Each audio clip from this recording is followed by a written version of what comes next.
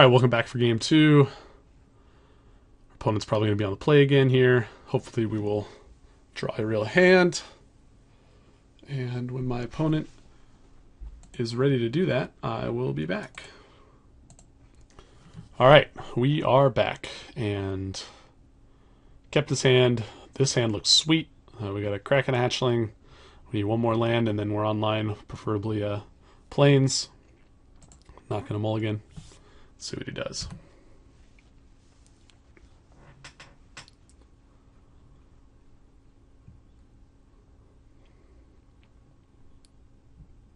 This is kind of like a non-bow of a curve between the hatchling and then all these aggro creatures, but the fact that two of them fly means, and the fact that we saw no flyers from our opponent in game one, means that these guys might just be able to get there on their own.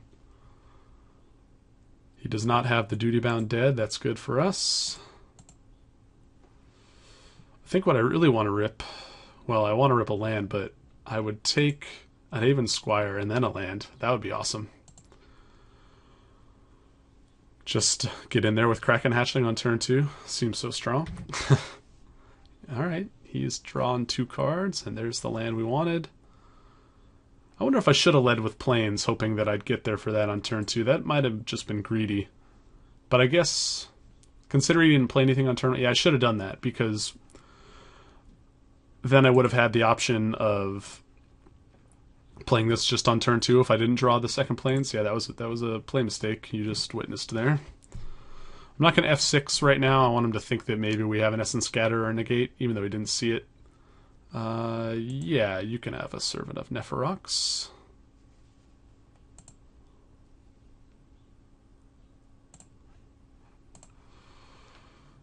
So we play the same game we did last time and run the Knight out there first. I mean, the Knight can block this too, which is nice. See if we can get him to waste removal spell on that so that our Aven survives a little bit longer.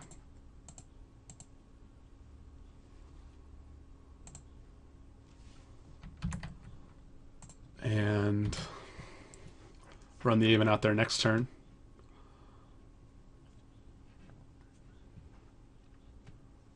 This pacifism will be pretty good on his kind of all-in plan also.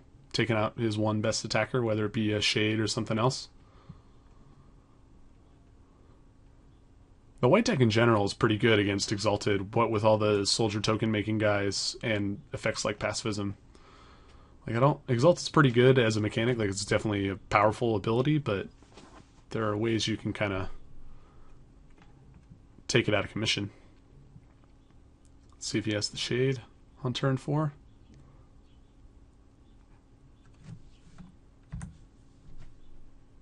He murders the Knight, okay. We're just going to take 4 here.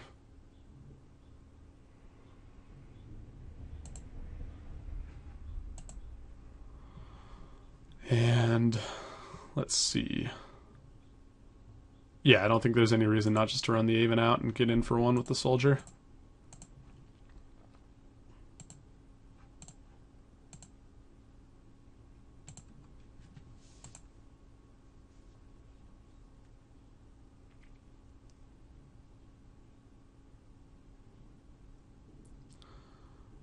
I don't mind taking 1 more hit off of this either, because I have the Sunstriker or the Windrake that can trade with it eventually, and a soldier that can chump it if need be, and hopefully this Aven will just kind of win the race on its own.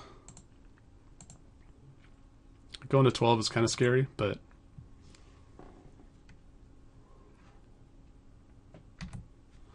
he might have the Essence Drain here. It looks like he does. Oh no, he's got a Veilborn Ghoul. Okay, I don't think I care about that. Alright, so now I can go... Oh, I should have played the plains. That was stupid. Because then I could have done Pacifism, Sunstriker, and Activate. Now instead I'm just on the Sunstriker Windrake plan. No, I can't even do that. I don't have enough mana for that. Well, I think I'm just going to bash in and gain life regardless, because he didn't. If he had removal, he would have used it right there. Pacifism on the Ghoul seems pretty good, but at the same time, I don't really care about a 1 or 2 toughness dude. I'm more worried about... I'd rather save this for something like the Shade.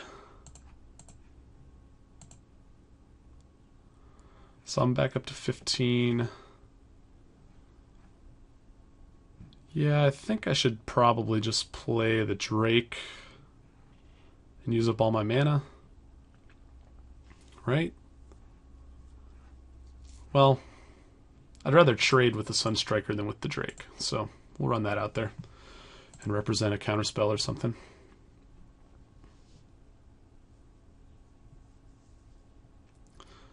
Should also note that our opponent is running pretty low on clock at this point. So I can chump with the Sunstriker. I can try to trade with the Sunstriker. I can chump with the Soldier.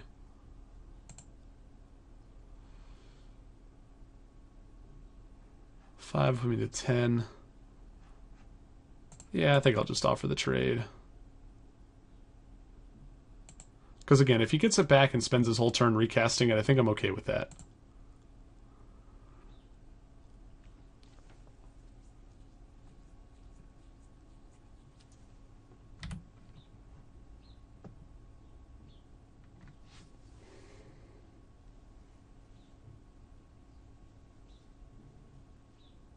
Yeah. Like that's kind of just a net loss for him. Griffin Protector is pretty sweet. At this point, I'm not blocking if he just gets in with one guy either. And if he gets in with two, I trade with his... Yeah, so he's pretty far behind at this point.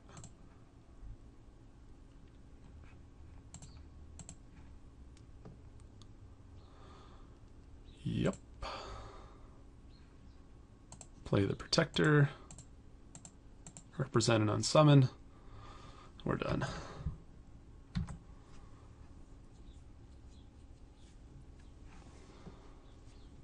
Like even if he does have the removal spell for the Aven now, I feel like my flyers are plus a removal spell in hand is just going to get there. He does have 5 cards left, so he could have something good. Like a Mutilate would be pretty savage here. But I am not going to block.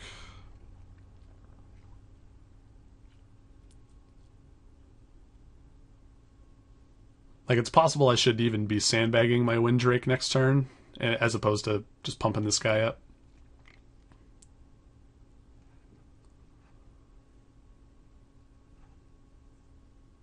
Because if he mutilates, swamps to get back Veilborn Ghoul and still has like 1 or 2 other creatures in hand, then that's a scenario in which I could lose this game. Whereas right now I feel pretty good about where I'm at. Rise from the Grave on Sunstriker. Okay, I don't think I care. Yeah.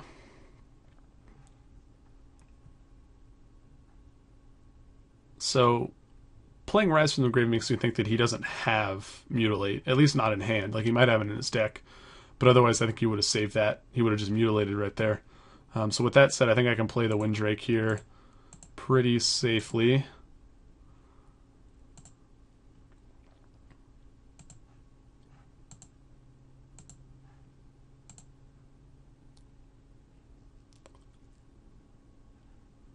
And this gives me a bit of inevitability, assuming he doesn't have some sort of mass sweeper effect. I guess he could get in with a 3/3 Exalted dude. So he's at 5. If he kills one of my flyer, if he kills the Aven, then he can survive an extra turn unless I draw a creature. I'm just debating whether or not I should pacifism the Sunstriker and just not allow him to gain life this turn. It seems fine, but it also seems like a waste of a pacifism.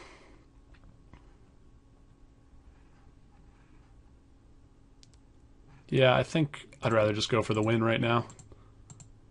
Just give him fewer outs to what I'm representing.